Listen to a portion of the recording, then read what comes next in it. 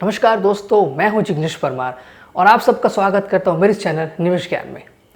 दोस्तों, आज इस वीडियो में हम जानकारी लेने वाले हैं कि आईपीओ यानी कि इनिशियल पब्लिक ऑफरिंग क्या होता है और उसके अंदर इन्वेस्टमेंट कैसे कर सकते हैं। तो इस जानकारी को अच्छे से समझने के लिए आपको इस वीडियो को अंत तक देखना बेहद जरूरी है। अगर आपको ये वीडियो पसंद आए तो इसे लाइक करें, कमेंट करें, शेयर करें और अगर अभी तक आपने चैनल को सब्सक्राइब नहीं किया है तो जल्द से जल्द सब्सक्राइब करें। तो दोस्तों, अगर आप ऑनलाइन म्यूचुअल फंड में इन्वेस्टमेंट करना चाहते हैं या तो फिर डीमेट अकाउंट ओपन करना चाहते हैं तो यहाँ पर प्रूडेंट कॉर्पोरेट, एंजल ब्रोकिंग और एलिस ब्लू, ये तीन में से किसी में भी आप अगर अपना अकाउंट ओपन करना चाहते हैं तो इसकी लिंक डिस्क्रिप्शन बॉक्स में आपको दी गई है, तो वहां से आप अपना अकाउंट ओपन कर सकते हैं। तो ये शुरू करते हैं आईपीओ क्या होता है और आईपीओ में इन्वेस्ट कैसे करें। दोस्तों, शेयर बाजार अनिश्चितताओं से भरा हुआ बाजार है। बाजार की चाल एक पल में कुछ और होती है और दूसरे पल में कुछ और होती है, तो किसी भी स्टॉक का अंदाजा लगाना बहुत ही मुश्किल है। स्टॉक मार्केट में दो तरह से इन्वेस्टमेंट कर सकते हैं, एक है प्राइमरी मार्केट और दूसरा है सेकेंडरी मार्केट। तो प्राइमरी मार्केट में आप आईपीओ के जरिए इन्वेस्टमेंट कर सकते हैं और सेकेंडरी मार्केट में स्टॉक मार्केट में लिस्टेड कंपनियों में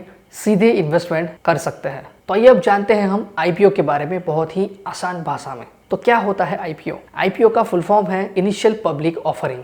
मतलब जब कोई कंपनी पहली बार अपने शेयर्स पब्लिक को ऑफर करती है तो उसे कहते हैं इनिशियल पब्लिक ऑफरिंग, और ये ऑफरिंग प्राइमरी मार्केट के अंतर्गत होता है। मतलब कि आईपीओ के जरिए कंपनी फंड्स को इकट्ठा करती है और उसके बदले में अपने इन्वेस्टर्स को, पब्लिक को अपने कंपनी के स्टॉक्स ऑफर करती है। मतलब कि जिसके पास जितने स्टॉक्स हैं उतनी उस इन्वेस्टर की उस कंपनी में हिस्सेदारी होती है। वो इन्वेस्टर उस कंपनी के उतने हिस्से का मालिक होता है। एक कंपनी एक से ज्यादा बार आईपीओ ला सकती है। अब हमें देखना है कि कंपनियां आईपीओ क्यों लाती है। तो उसकी सबसे पहली वजह है एक्सपांशन के लिए। जब भी कोई कंपनी ग्रोथ करती होती है तो उसे एक्सपांशन के लिए एक्स्ट्रा फंड्स की जरूरत पड़ती है, तो वो फंड कंपनी बाजार से, पब्लिक से आईपीओ के जरिए जुटाती है और अपनी कंपनी का एक्सपांशन का काम पूरा करती है। इस काम के लिए कंपनी बैंक से लोन भी ले सकती है, लेकिन अगर वो बैंक से लोन लेती है तो उसे चुकाना भी पड़ता है और उसके बदले में उसे इंटरेस्ट भी देना पड़ता है। लेकिन अगर वो आईपीओ के जरिए पैसे उठाती है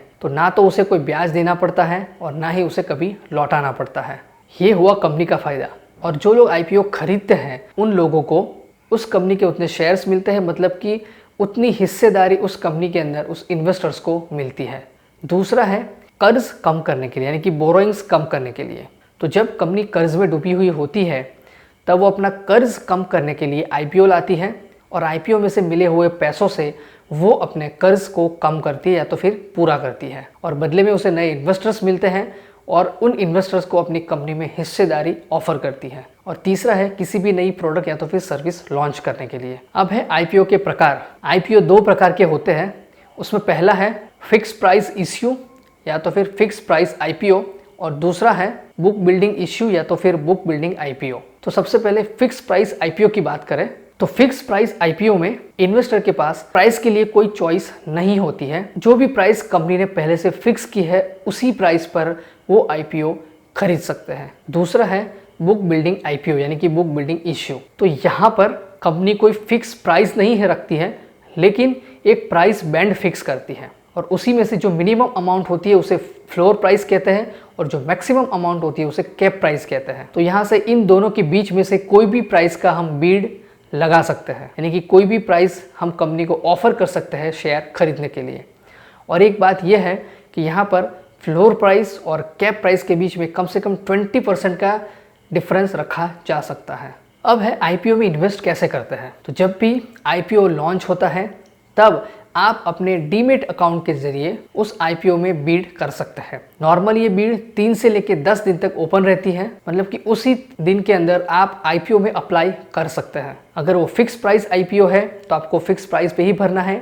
अगर बुक बिल्ड आईपीओ है तो आपको प्राइस बैंड के हिसाब से आप आईपीओ भर सकते हैं। उसके बाद में होता है अलॉटमेंट प्रोसेस। जब भी आईपीओ क्लोज हो जाता है उसके बाद अलॉटमेंट प्रोसेस होती है, मतलब कि वो कंपनी अपने इन्वेस्टर्स को शेयर अलॉट करती है और उसके बाद में जब लिस्टिंग होता है, जब स्टॉक एक्सचेंज में इस स्टॉक का लिस्टिंग होता है तभी वो सेकेंडरी मार्केट में खरीदे या बेचे जा सकते हैं। जब तक इस स्टॉक का लिस्टिंग नहीं होता कोई भी इन्वेस्टर इसे खरीद या बेच नहीं सकता है। और इस प्रकार का जो खरीदना और बेचना है स्टॉक मार्केट के टाइमिंग में हो सकता है। दोस्तों, ये थी जानकारी आईपीओ यानी कि इनिशियल पब्लिक ऑफरिंग के बारे में।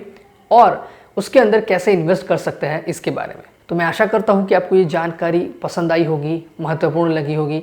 अगर ऐसा है तो इस वीडियो को लाइक करें, कमेंट करें, शेयर करें और अगर अभी तक आपने चैनल को सब्सक्राइब नहीं किया है तो जल्द से जल्द सब्सक्राइब करें। तो दोस्तों, मैं जिग्नेश परमार अब आपसे विदा लेता हूँ।